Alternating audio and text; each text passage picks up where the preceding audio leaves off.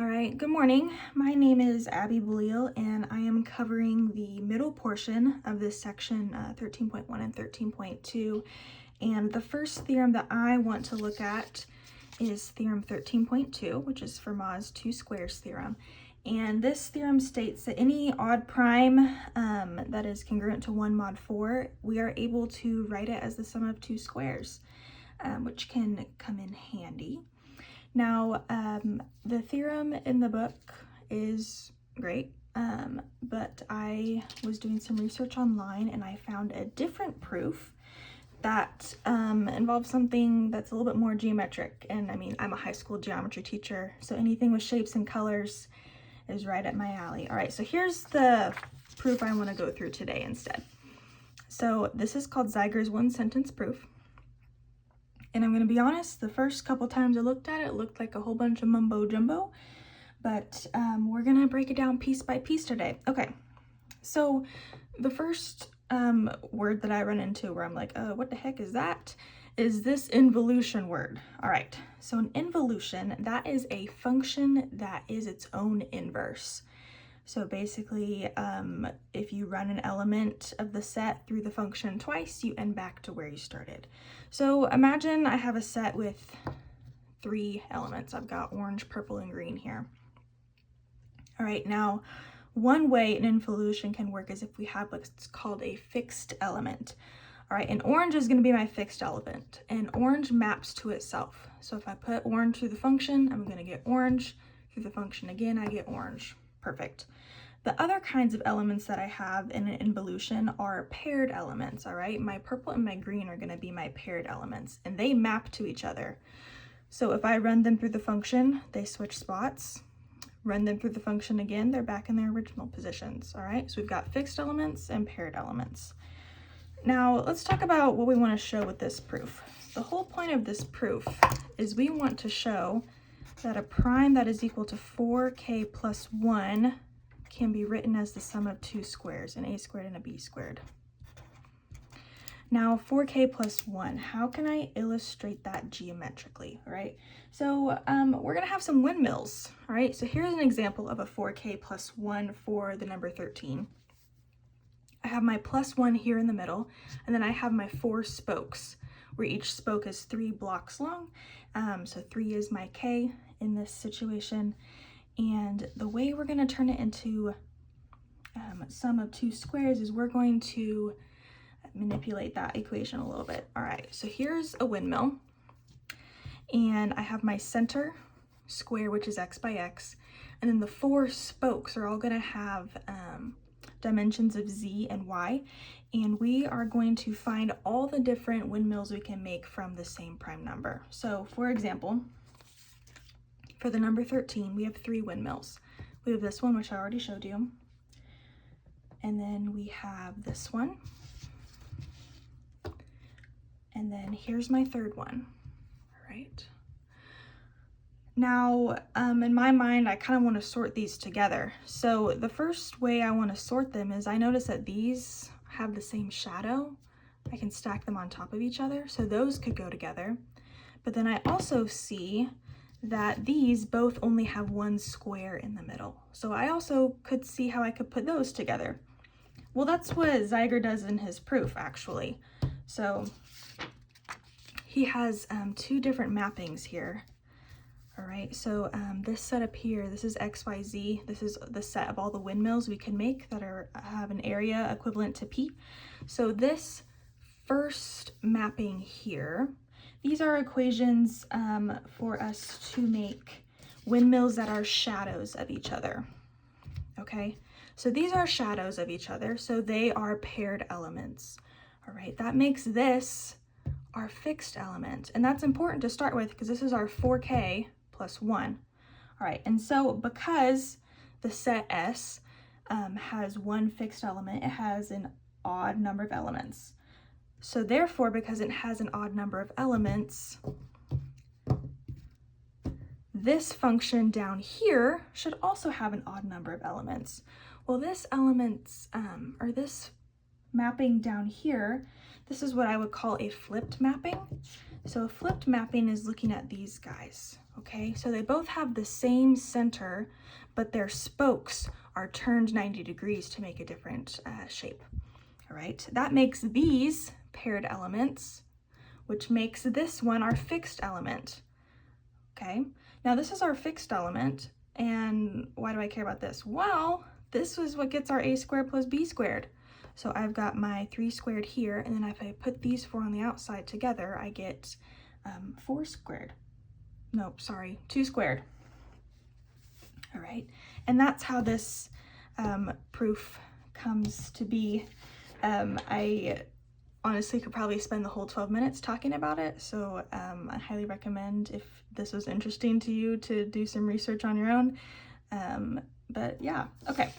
So we've shown that for a p of the form 4k plus 1, there does exist at least one way we could represent them using the sum of 2 squares. Well, the corollary, we have a corollary, which is pretty nifty, tells us that it's unique. All right, so I'm gonna go through this with you. I would write it out, but I recorded it earlier and I just wrote too slow and I just couldn't get it done in time, all right? So, it's corollary, we want to show uniqueness, and we're gonna start this like a typical uniqueness proof.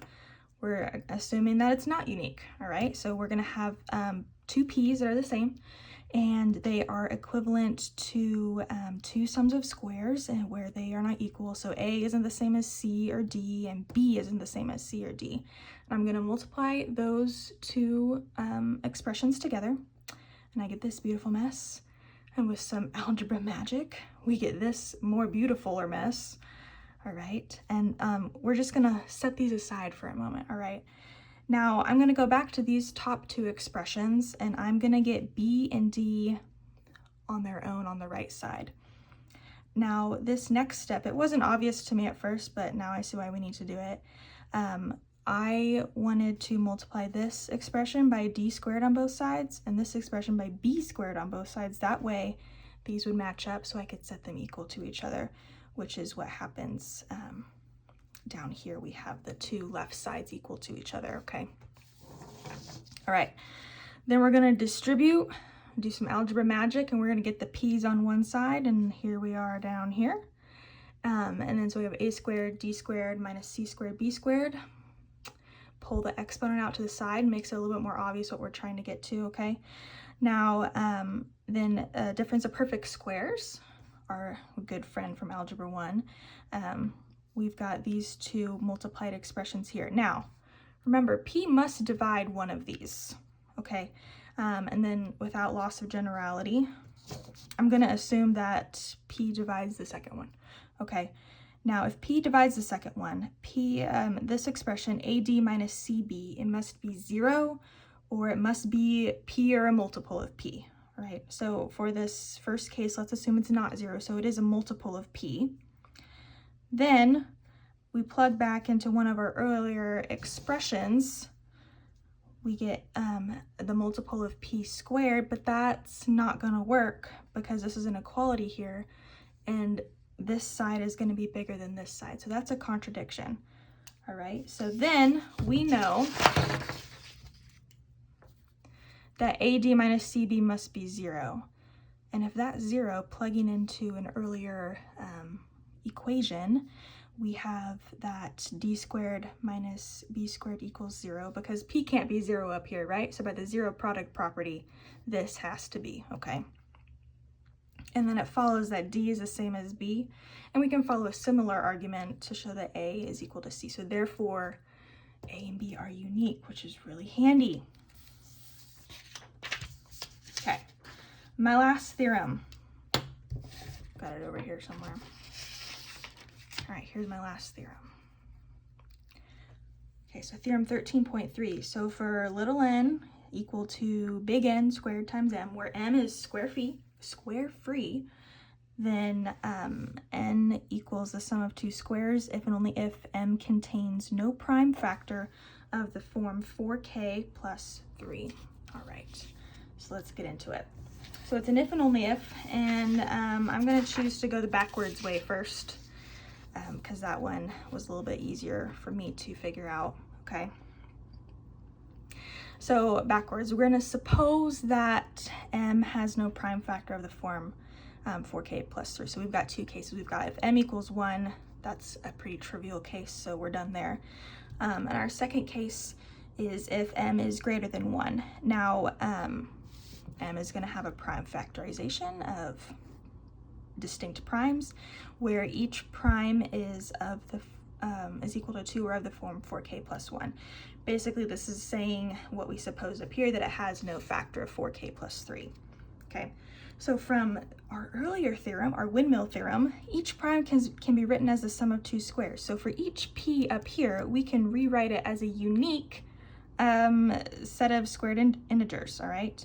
So we just took two of them right here, a squared plus b squared times c squared plus d squared. And that's equal to this, which we also talked about in our uniqueness proof. And then because of that, there exists an x and y such that m equals x squared plus y squared. Therefore, this algebra thing works out quite nicely, and we have the sum of two squares down here. Okay, now the forwards direction. Ooh, take a deep breath.